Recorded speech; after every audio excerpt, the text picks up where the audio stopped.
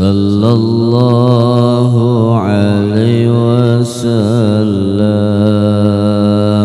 Sallallahu ala Muhammad. Sallallahu alaihi wasallam. Sallallahu ala Muhammad. Sallallahu alaihi wasallam. Allahumma salli wa sallim wa barik alaihi wa ala alihi. Bismillahirrahmanirrahim. Assalamualaikum warahmatullahi wabarakatuh. Alhamdulillahi rabbil alamin wa bihi nasta'in wa ala umuri dunya waddin. Wassalatu wassalamu ala asrafil anbiya'i wal mursalin wa ala alihi wa sahbihi ajma'in. Amma ba'du. Hadirin kaum muslimin jamaah salat subuh yang dirahmati Allah Subhanahu wa taala. Bersyukur senantiasa kita panjatkan pada Allah, salawat dan salam mudah-mudahan senantiasa terlimpah curahkan kepada junjungan kita Nabi Baginda alam Nabi Allah Muhammad sallallahu alaihi wasallam, pada keluarganya, sahabatnya dan kita umatnya. Mudah-mudahan kita semuanya mendapatkan syafaatnya di yaumil qiyamah nanti. Hadirin jamaah rahimakumullah, alhamdulillah pada kesempatan hari ini kita kembali bisa sama-sama melaksanakan kewajiban kita, yaitu salat subuh berjamaah, dan insyaallah kita akan lanjutkan dengan kajian rutin kita yang alhamdulillah tentunya sudah hadir di tengah-tengah kita semuanya. Guru kita bersama Al-Mukarram Bapak Kiai Haji Ahmad Salahuddin Al-Hadi LC, yang tentunya nanti kita akan sama-sama dengarkan kajian yang disampaikan oleh beliau, yaitu kitab Kifayatul Azkiya, yang insyaallah mudah-mudahan dengan sama-sama kita niatkan Allah Subhanahu wa taala untuk talabul ilmi senantiasa. Ini merupakan salah satu wasilah Allah Subhanahu wa taala akan memberikan keridhaan dan juga bimbingannya kepada kita semuanya. Baik, mari jamaah sekalian, mari sama-sama kita awali terlebih dahulu dengan bacakan Ummul Quran Suratul Fatihah sebagai munajat kita pada kesempatan subuh hari ini. Mudah-mudahan segala niat, hasil maksud kita semua senantiasa diberikan kemudahan dan kelancaran Allah Subhanahu wa taala. Ala hadhihi niyyah wa likulli niyatin shalihah ala hadratin Nabi Muhammad sallallahu alaihi wasallam. Al-Fatihah. A'udzu billahi minasy syaithanir rajim. Bismillahirrahmanirrahim. Alhamdulillahi rabbil alamin. Ar-Rahmanir Rahim. Maliki yaumiddin. Iyyaka na'budu wa iyyaka nasta'in. Ihdinas siratal mustaqim. Siratal ladzina an'amta 'alaihim ghairil maghdubi 'alaihim waladdallin. Amin. Amin amin ya rabbal alamin. Baik, mari jemaah sekalian, tidak berpanjang kalam, mari sama-sama kita akan dengarkan kajian disampaikan oleh guru kita pada Al-Mukarram Bapak Kiai Haji Ahmad Salahuddin Al-Hadi LC. Kami persilahkan.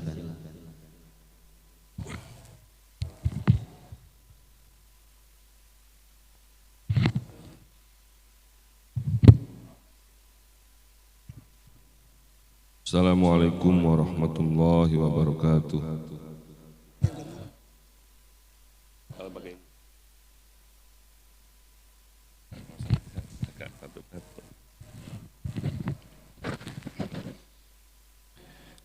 Bismillah, alhamdulillah, wassalatu wassalamu ala rasulillah Sayyidina wa maulana Muhammad ibn Abdillah wa ala alihi wa sahabatihi wa mawalahu wa la khawla wa la quwata illa billah. Amma ba'du. Qala al-musannifu rahimahullahu ta'ala wa nafa'ani wa iyyakum bi ulumihi fid dharaini amin ya rabbal alamin. Alhamdulillah, hadirin jamaah sekalian,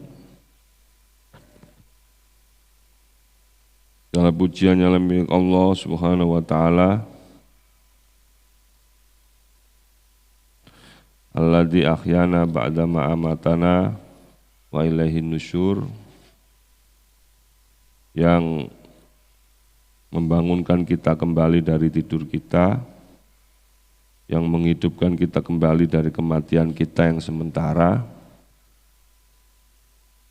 dan nantinya kita semuanya akan dikumpulkan di hadapan Allah Subhanahu wa Ta'ala. Jadi nanti itu mati ya kayak gitu itu Pak, kayak tadi tidur itu. Jadi nggak usah takut mati.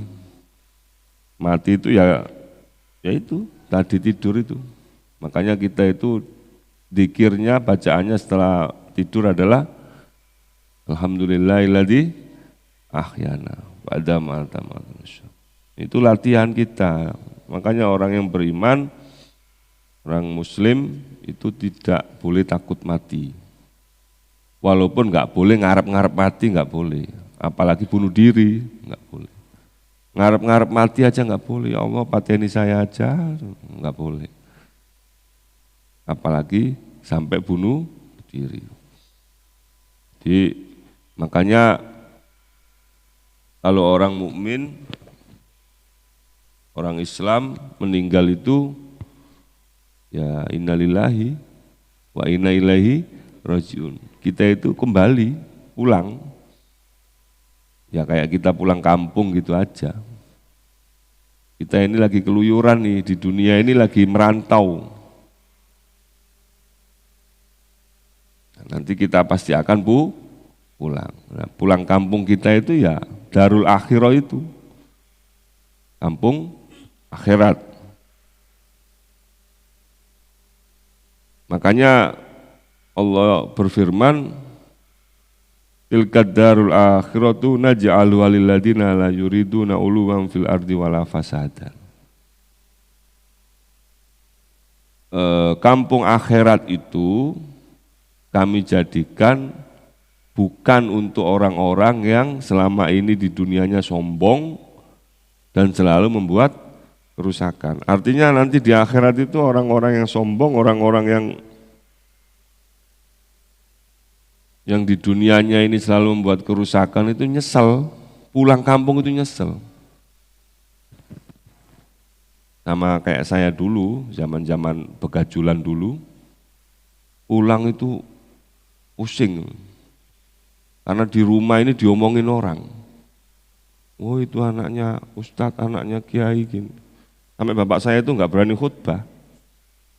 Khutbah Jumat itu nggak berani karena dimarahin orang juga. Kamu nuturin anakmu aja nggak bisa, nasihatin anakmu aja nggak bisa, mau nasihatin orang gitu. Saya masih inget itu. Dulu zaman itu dalam Kolopendo. Ya kan kita ini jelek-jelek juga pernah jelek gitu kan. Makanya ya sampai seperti itu. Tapi ketika sudah diberi jalan oleh Allah Subhanahu wa Ta'ala ya sudah. Sampai ketika di pondok ya nggak mau pulang jadinya. Mondok aja. Tapi yang jelas itu adalah pelajaran bagi kita. Bahwa memang sekali lagi menghadapi keluarga, menghadapi anak, itu enggak boleh kita itu egois, apalagi dengan cara kekerasan. Kita itu kayak sudah enggak punya Allah saja. Mereka itu juga makhluk ciptaan Allah. Bapak saya itu enggak pernah marahin saya. Tapi saya digebukin ibu saya terus. Ibu itu kan keras. Tapi bapak itu enggak pernah sedikit pun marah itu.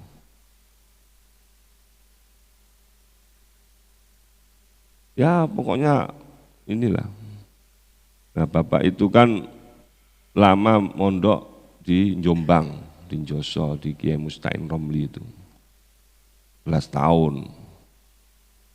Jadi sanad keilmuan saya dari orang tua dan dari guru itu nyambung semuanya ke pengarang kitab ini. Ya kan, Syekh Abu Bakar Sato. Abu Bakar Sato itu muridnya Syekh Ibnu Hajar Al-Haytami, bukan Al-Asqalani, Al-Haytami.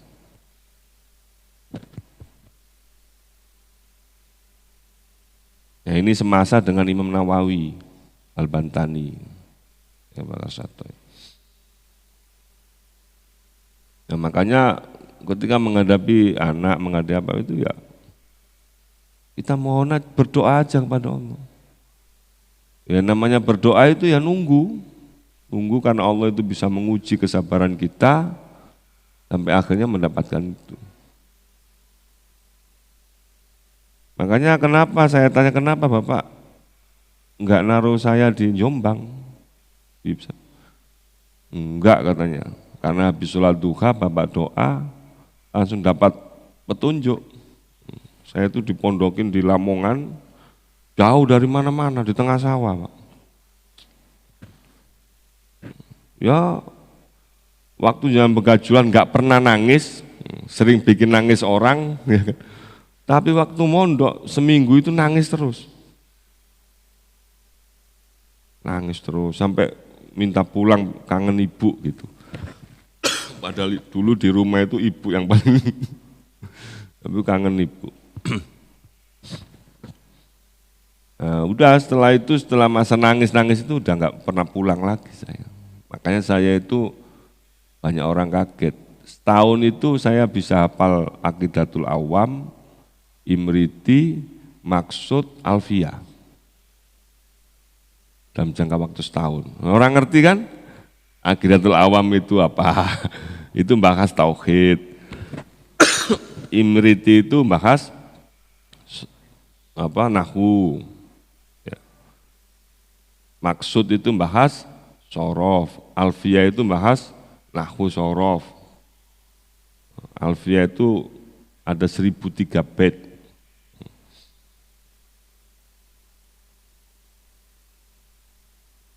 Alhamdulillah, makanya sekali lagi keikhlasan kita dalam menjalani hidup di dunia ini adalah bagaimana kita menjalani ini karena Allah semuanya. Sehingga yang terakhir kita bahas kemarin adalah amalun li ajlin nasi syirkun. Jadi kita melakukan sesuatu karena orang lain itu syirik. Watarkuhu linnasi daka huwa riya. Nah, meninggalkan sesuatu, tidak mau melakukan karena manusia, itulah yang disebut dengan riya. Ini pandangan ulama ahli tasawuf. Jadi selama ini kita mempunyai pandangan bahwa kita sholat karena orang lain, itu riya, ya kan?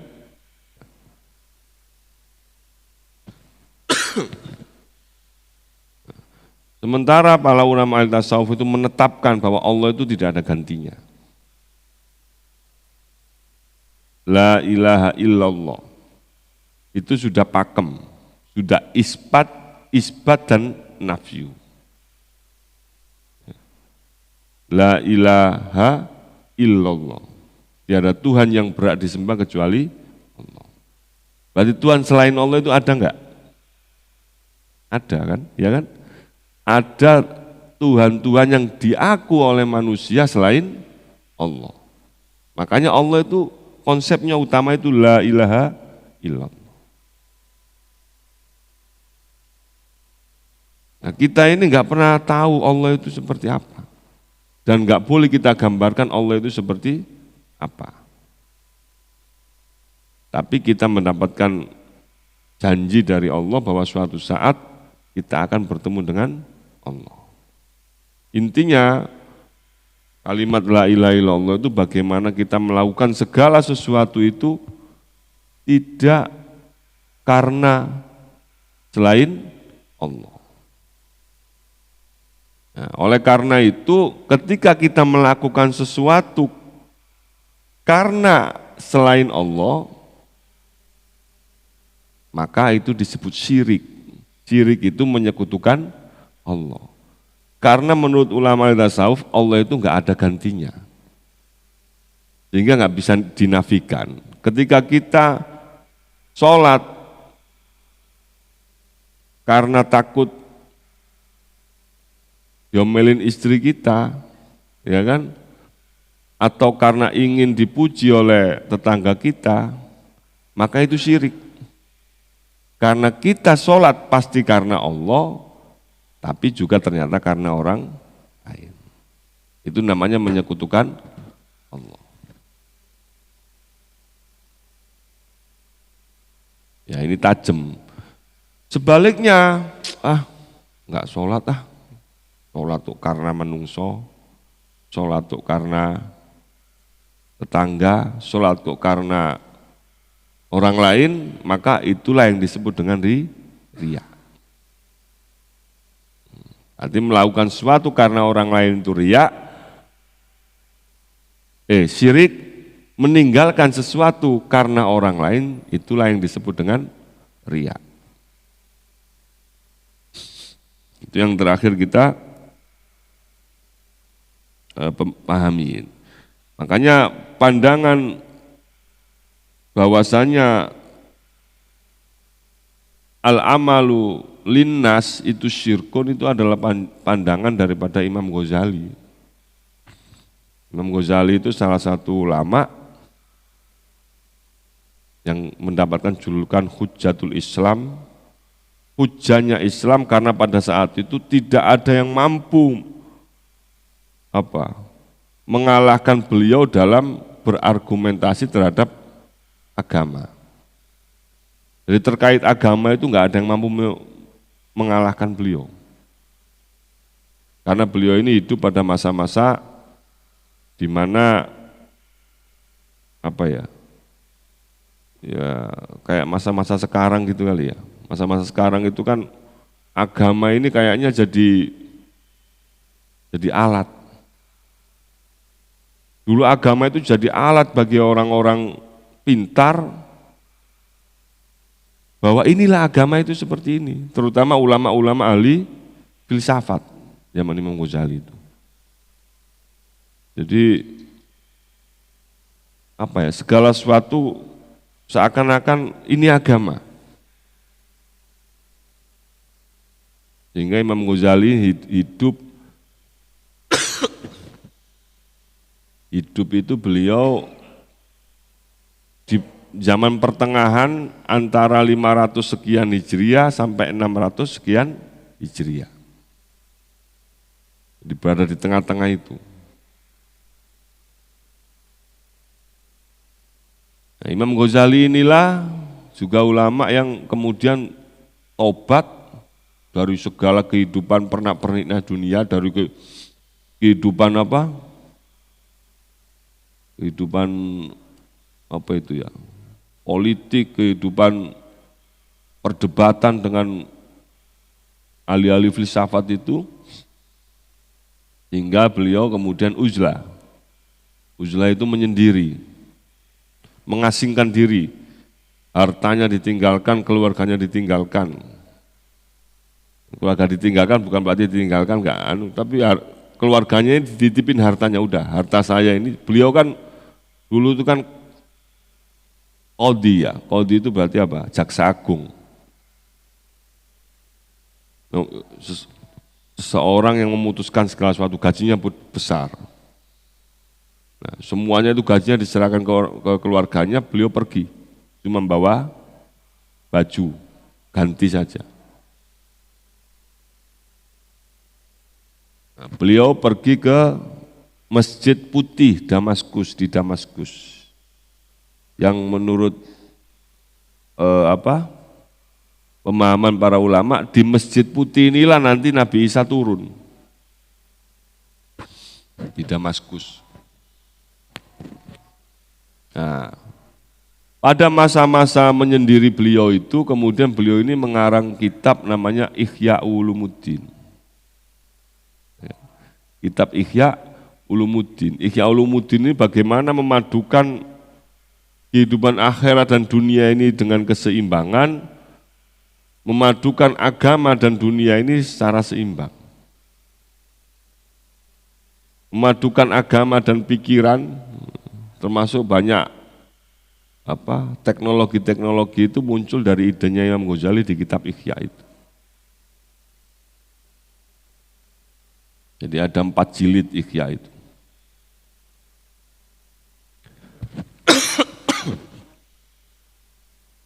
Nah, intinya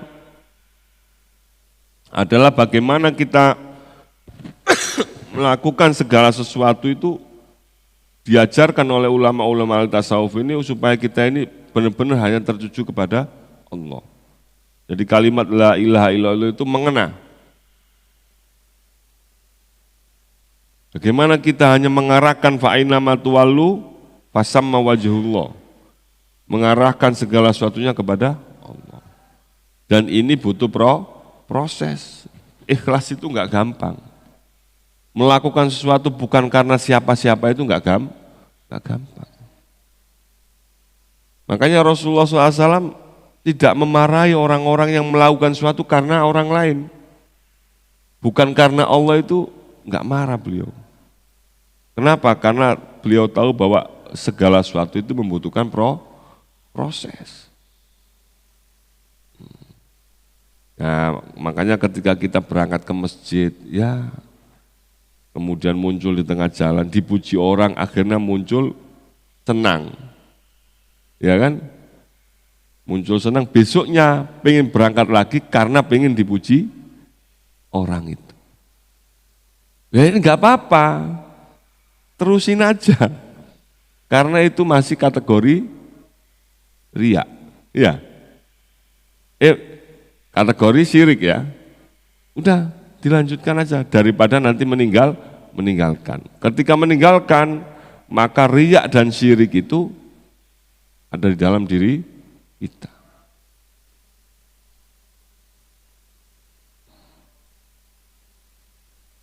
Dulu orang-orang Arab Badui itu kan banyak yang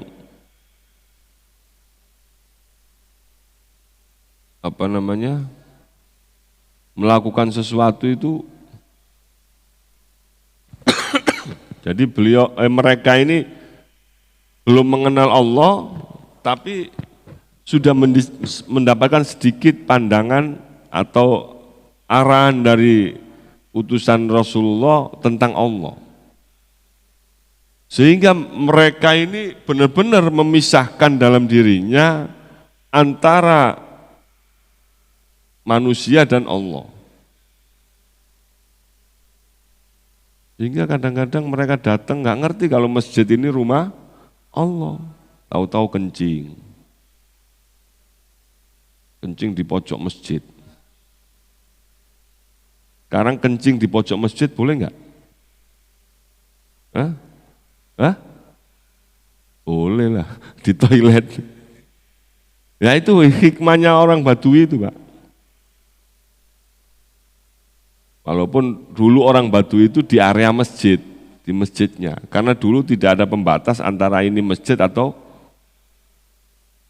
bukan, atau halaman masjid ya. Sehingga dulu itu sering ketika sholat jamaah itu anjing lewat di depan jamaah itu. Rasulullah jamaah itu anjing lewat. Lu emang di Madinah ada anjing banyak. Satu, karena memang di Madinah itu banyak orang-orang Yahudi dan orang-orang Nasrani. Yang kedua, banyak orang Islam juga memelihara anjing. Untuk apa? Untuk jaga rumah, untuk jaga kebun, untuk jaga lingkungan. Tapi anjingnya harus anjing yang benar-benar terpelajar. Namanya mu'allamah, kalbun mu'allam. Anjing yang sudah terpelajar, diajarin.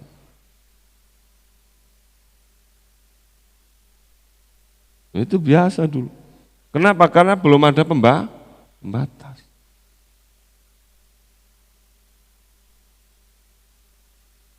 Nah, karena kita ini kan, saya beberapa kali menyampaikan bahwa anjing itu najis dan najisnya munggolado itu adalah pandangan Imam Syafi'i. Syafi'i. Dan kita ini kebanyakan pengikut mazhab Syafi'i. Kalau pandangan Imam Malik, anjing itu enggak najis. Anjing itu kalau kita kesentuh enggak najis.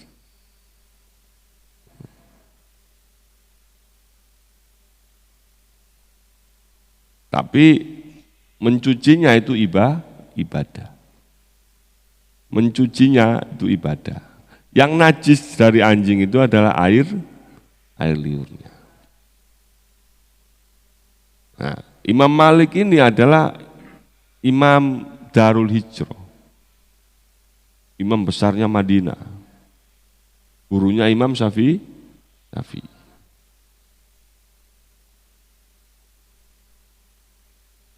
Cuma kan kebanyakan anjing yang di Indonesia ini anjing-anjingnya nggak jelas. Kadang-kadang gigit orang.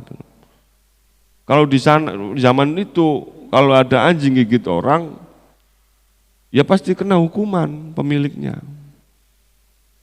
Hukumannya apa? Ya digigit.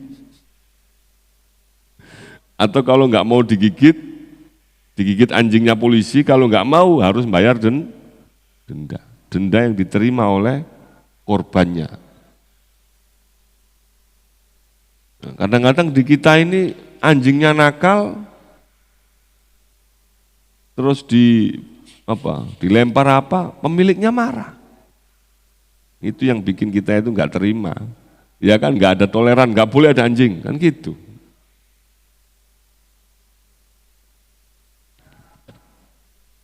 Nah, kalau di perumahan-perumahan elit, kayak di perumahan saya punya saudara di BSD itu perumahan,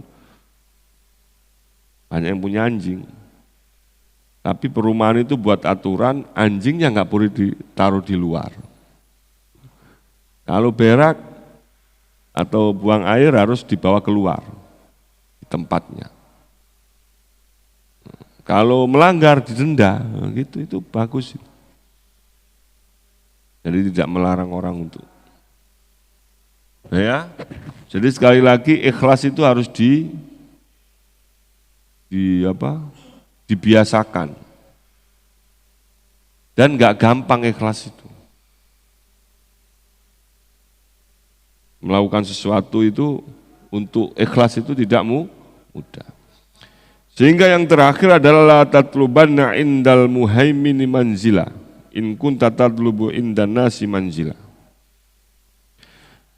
Sehingga puncaknya adalah ketika kita ingin mempunyai derajat atau tempat yang istimewa di sisi Allah, maka jangan sedikit pun mencari tempat di sisi manusia. Jadi jangan, kalau kita pokoknya intinya kalau kita hanya berharap kepada Allah, jangan sekali-kali berharap kepada manusia.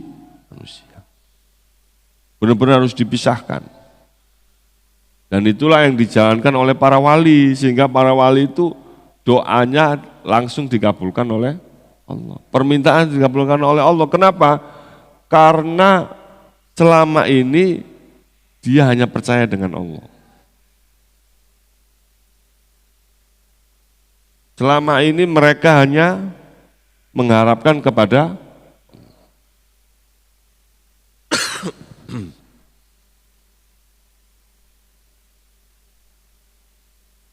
sehingga beribadah bukan karena pengen masuk surga. Melakukan sholat bukan karena takut masuk neraka. Tapi ya, jadi sampai para wali itu seperti siapa? Rabi'atul Adawiyah itu sampai mengatakan, jadi kalau sholat itu digambarkan beliau tangan kanan megang api, tangan kiri megang bawa air. Ketika ditanya, kenapa kamu kok kayak orang gila, tangan kanan bawa api, tangan kiri bawa air? Nah, kata beliau, tangan kanan bawa api karena saya ingin bakar surga. Tangan kiri bawa api, air karena saya ingin menyiram api neraka. Supaya ibadah saya itu benar-benar karena Allah. Nah, kita belum tingkatan seperti itu.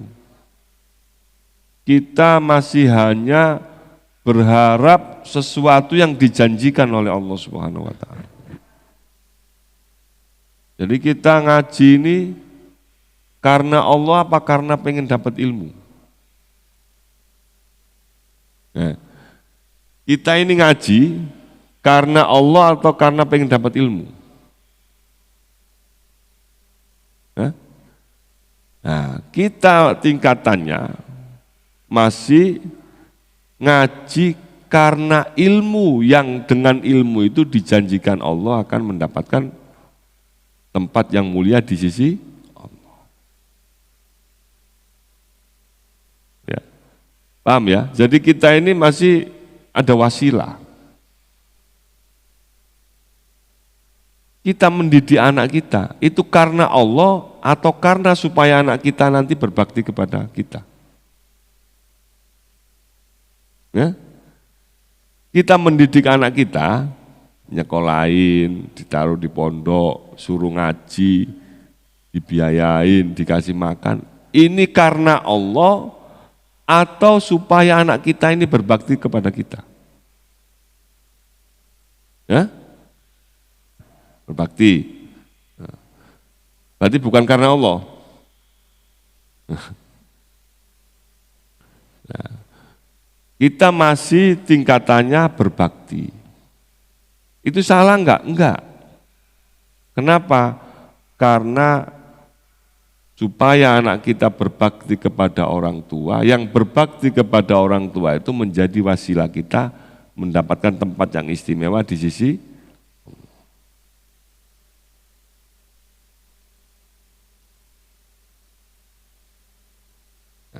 Makanya tingkatan ikhlas itu ada tingkatan. Dan Rasulullah semuanya dilakukan. Rasulullah itu semuanya dilakukan.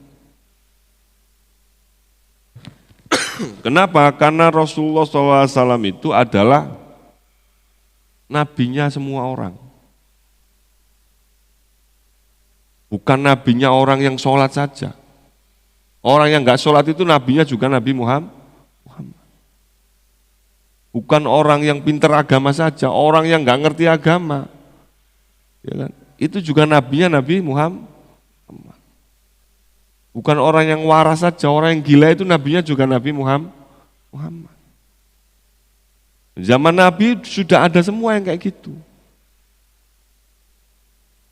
Pernah enggak dengar cerita Nabi itu menjenguk orang Yahudi yang sakit? Pernah enggak? Ya kan? Pernah kan? Lebih-lebih orang itu adalah orang yang suka menghina, melempari Nabi. Ya kan? Itu dia itu nabinya juga Nabi Muhammad. Sehingga ketika sadar, taubat, dia menyadari bahwa Nabi saya Nabi Muhammad, maka dia kemudian masuk Islam. Pernah nggak dengar ada orang cerita bahwa ada orang Badui datang teriak-teriak, Muhammad, Muhammad. Ini orang waras apa orang ini? Ya kan? Ini berarti kan orang duweso, orang goblok banget, ya kan? Muhammad, Muhammad. Nah, Rasulullah masih nyaut, ada apa? Nah, berarti Nabi menganggap dia umatnya, dia juga menganggap ini adalah nabinya. Karena datang hanya ingin menanyakan. Nanya ya, itu waktu puasa-puasa itu Ramadan. Gimana ini?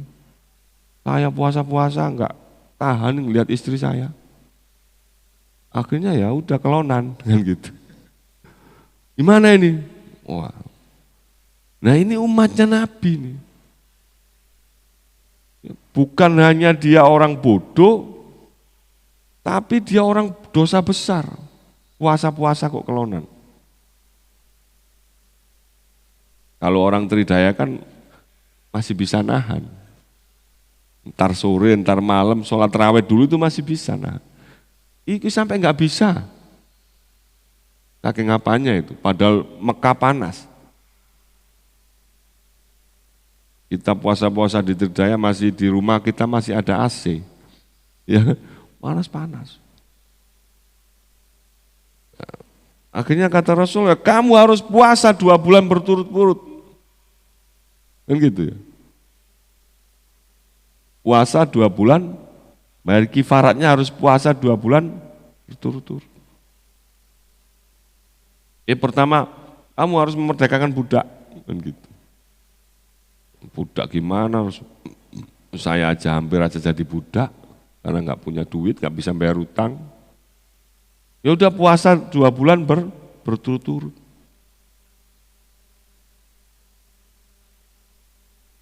Masih ngeyel. 2 bulan gimana? Sebulan Ramadan aja nggak kuat melihat istri saya. Gimana suruh puasa 2 bulan berturut-turut? Kalau Ustadz sekarang digituin sama jamaahnya kan udah emosi ya. Iya enggak? Ini Rasulullah enggak. Ya udah berarti kamu harus ngasih makan 60 orang fakir miskin. Sebagai pengganti puasa, pengganti memerdekakan budak. Lah, ngasih makan dari mana saya? Saya enggak punya apa-apa. Wis bodoh miskin. Ya kan? Ngeyel lagi itu orang. Tapi ya itu orang jujur itu kayak gitu, Pak. Orang apa? Lugu ya. Akhirnya Rasulullah nanya ke Ibunda Aisyah, Aisyah, ada kurma enggak? Oh ya ada. Jadi kurma itu dulu kan biasa ditaruh di kayak tempatnya buah-buahan gitu ya. Keranjang gitu ya. Oh ini ada. Ya udah ini tak kasih. Kasihkan kepada 60 fakir miskin. Jadi 1 kurma 1 fakir miskin. Itu masih ngeyel. Ya Rasulullah, saya ini orang paling miskin di Madinah. Gimana kalau buat saya aja? Rasulullah enggak marah itu. Rasulullah tersenyum malah. Karena tertawa ngeliat orang seperti itu.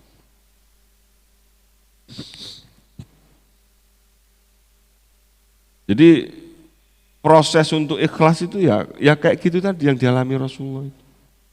Bagaimana menyikapi umatnya.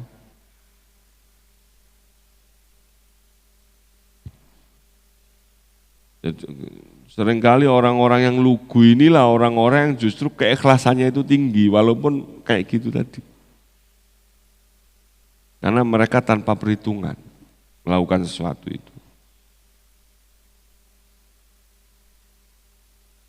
Ada juga yang apa? Datang Muhammad, benar itu. Tuhan itu cuma satu. Allah namanya. Iya. Itu benar. Allah itu hanya memerintahkan kita untuk sholat 5 kali sehari semalam. Iya. Benar. Allah juga memerintahkan supaya kita itu puasa Ramadan sebulan. Iya. Benar. Allah memerintahkan kita bayar zakat. Zakat fitrah. Benar ya. Benar. Kita itu diwajibkan haji seumur hidup sekali.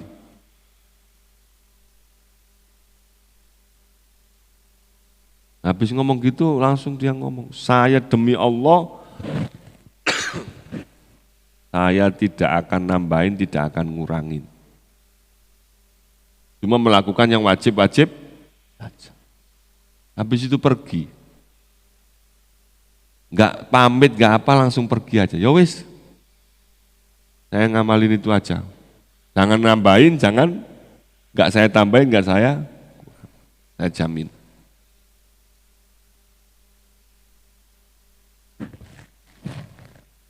Tapi ketika dia pergi Rasulullah malah mengatakan, itulah calon penghuni calon penghuni surga.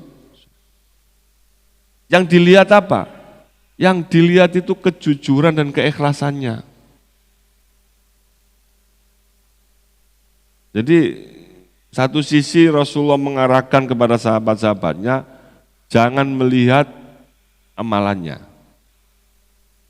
Ya kan? Kenapa? Karena kita itu masuk surga bukan karena amalan kita.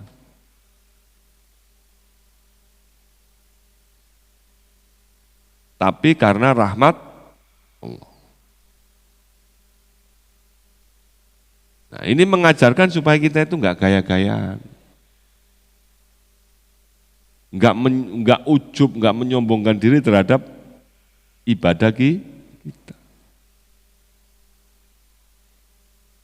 Kadang-kadang orang itu kan baru rajin ke masjid aja udah kayak paling, ya kan?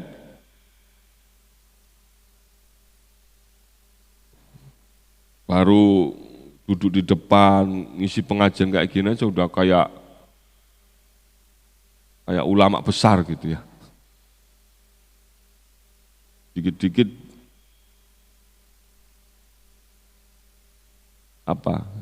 ada ketersinggungan. Kalau kita menganggap diri kita itu lebih, pasti sedikit-sedikit kita itu tersinggung. Makanya Nabi itu Nabi sendiri itu ingin menghilangkan itu. Nabi itu sering, Pak. Nabi itu makan sambil jalan sering. Boleh nggak makan sambil jalan? Nggak boleh kan? Tapi Nabi itu sering makan sambil jalan. Untuk apa? Untuk menghilangkan bahwa saya ini lebih dari orang lain karena saya ini makannya tidak sambil.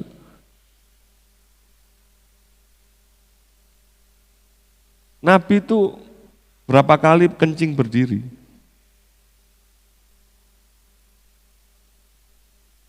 Kita kan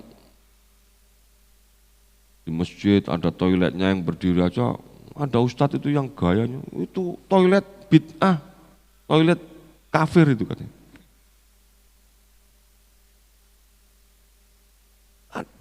Dari dulu saya itu sudah dengar ada kiai yang bicara seperti itu, tapi nggak tahu, saya itu merasa nggak suka aja. Kenapa? Karena caranya juga nggak seperti itu.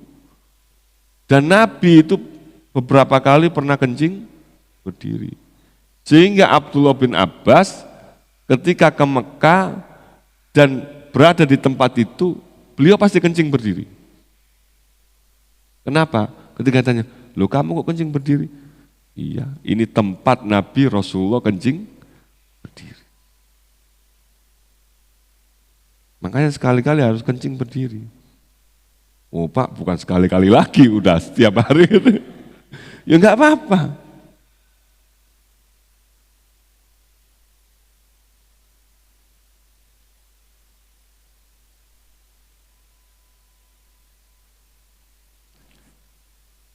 Saya itu pernah diceritain guru saya. Guru saya itu namanya Ali Imron, Ustadz Ali Imron. Ya ada namanya Ali Imron sini. Mana? Enggak ada orangnya. Ustadz Ali Imron itu termasuk murid kesayangan Abuya Sayyid Muhammad Alawi Al-Maliki. Nah, beliau itu pernah bahas ngaji, bahas tentang hadis bahwa Nabi itu makan dengan orang-orang yang miskin, orang-orang yang kena penyakit menular. Kena penyakit menular. Kena COVID lah ya. Nah COVID kemarin itu kan juga kita jadian, Pak. Jadi pelajaran bagi kita. Tingkat keimanan dan seterusnya. Kadang-kadang kita ini ya, selama ini dekat sama teman, gara-gara teman bersin-bersin dikit aja udah jauh.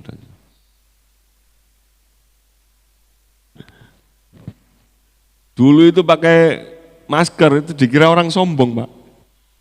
Iya enggak? Sombong banget orang ini. Saya itu sekarang pakai masker, kadang-kadang sengaja. Karena saya bau rokok mulutnya.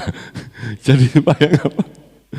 Kemarin saya malah ada acara di Purwakarta itu nyari-nyari masker. Ya kan? Kenapa? Ya karena di ruangan yang panas banyak yang belum mandi kali gitu. Jadi akhirnya sekarang pakai masker sudah biasa.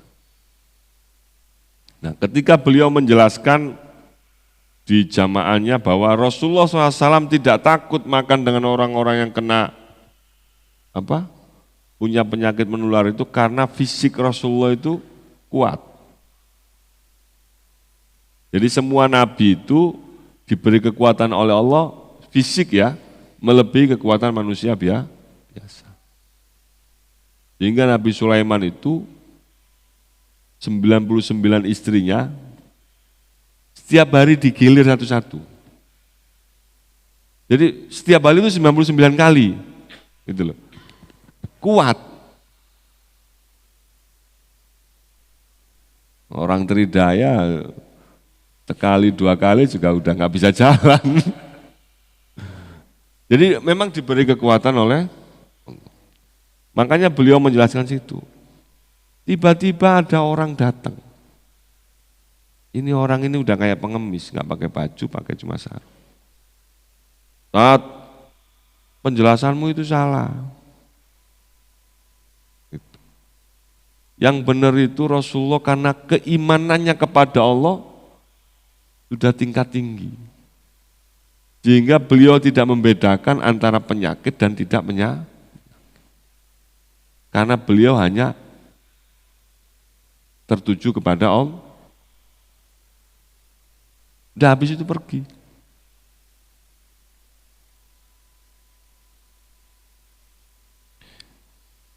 Nah ini adalah pelajaran bagi kita juga. Jadi suatu saat itu kita pasti akan dipaksa dan terpaksa hanya mengharap kepada Allah.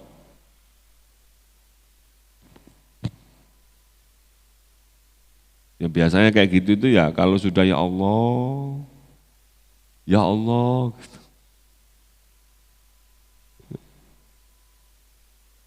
Karena sudah nggak ada lagi yang dipanggil.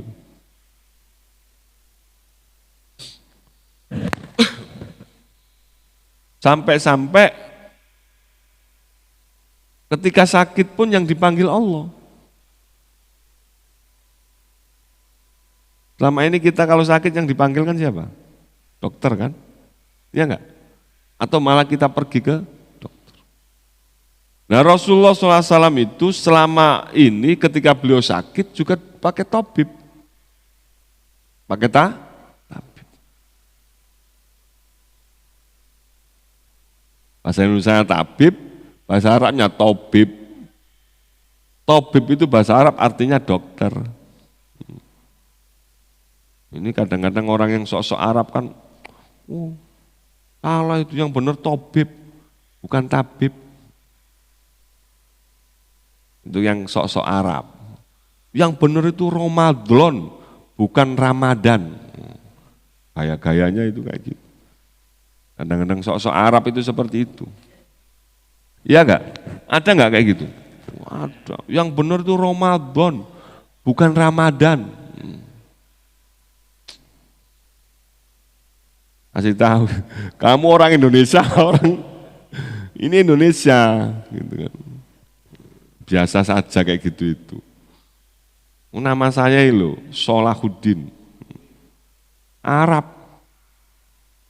ya kan? Arab.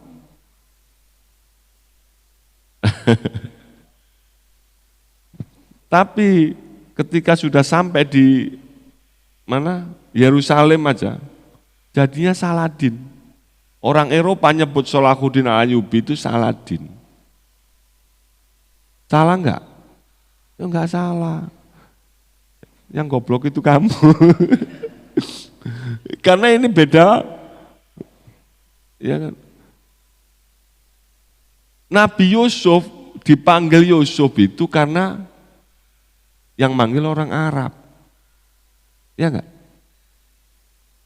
Tapi bahasa Ibraninya, bahasa Eropanya sana, Yosef. Salah enggak? Ya enggak. Yang salah itu kita. Kenapa? Baru dapat ilmu sedikit sudah gaya-gayaan, sudah sok-sokan. Ya kan masih ada itu, sering itu di bulan Ramadan itu.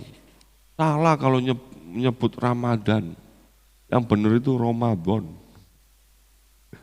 Padahal biasanya nyebut Ramadan itu salah. Karena saya dulu baca walad dolin aja sampai 7 bulan baru diganti.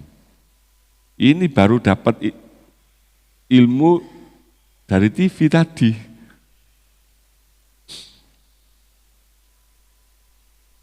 Ya, jadi Rasulullah SAW itu walaupun beliau tingkat keimanannya tinggi kepada Allah, tapi beliau ingin mengajarkan kepada umatnya bagaimana ikhlas itu ada proses.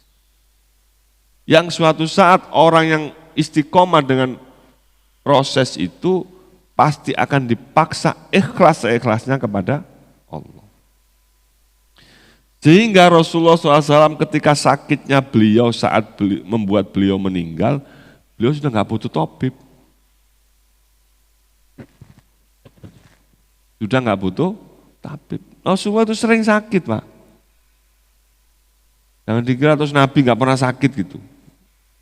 Nabi itu Rasulullah sering sakit.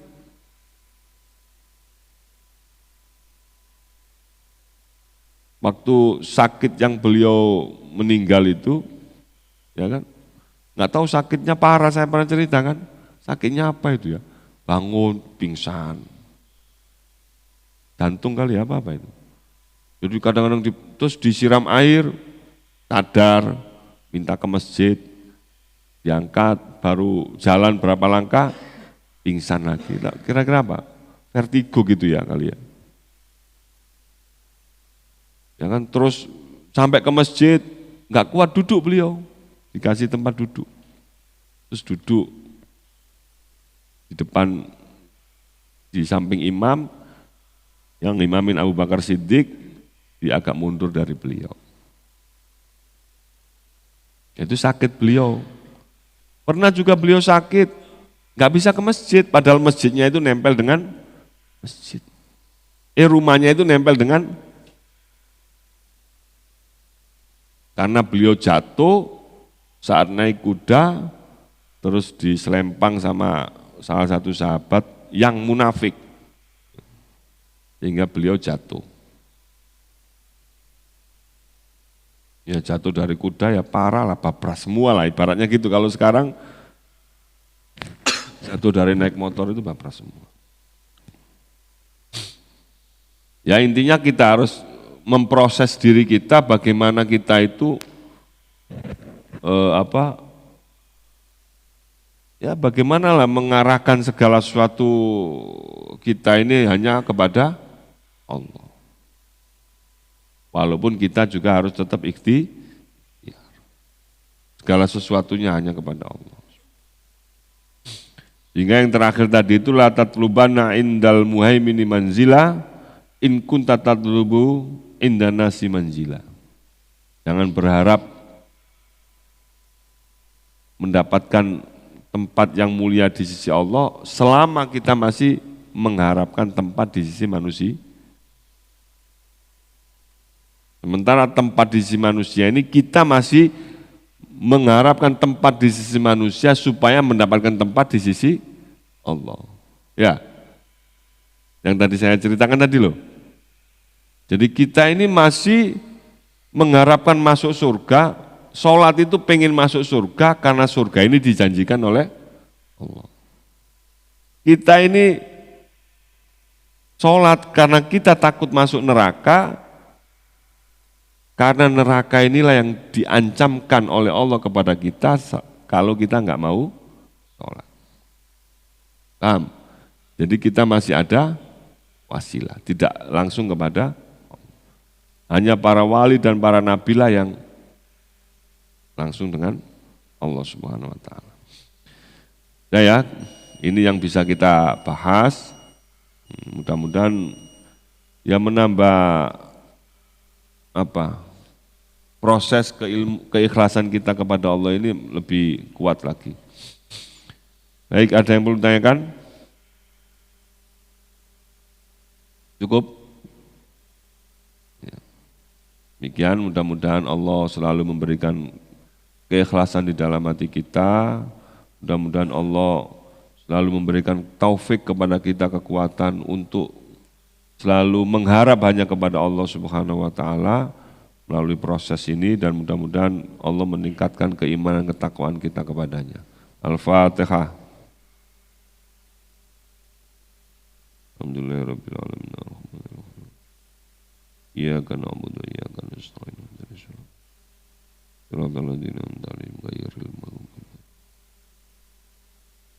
Akhirul kalam, subhanakallahumma bihamdika asyhadu an la ilaha illa anta astaghfiruka wa atubu ilaik. Wallahul muwaffiq ila aqwamit thoriq. Assalamualaikum warahmatullahi wabarakatuh.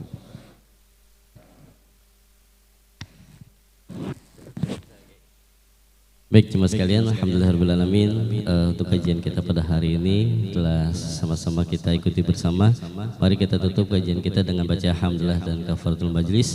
Alhamdulillahirabbil alamin. Subhanakallahumma bihamdika asyhadu an la ilaha illa anta astaghfiruka wa atubu ilaik. Terima kasih. Silakan bisa langsung ambil sarapan di teras. Assalamualaikum warahmatullahi wabarakatuh.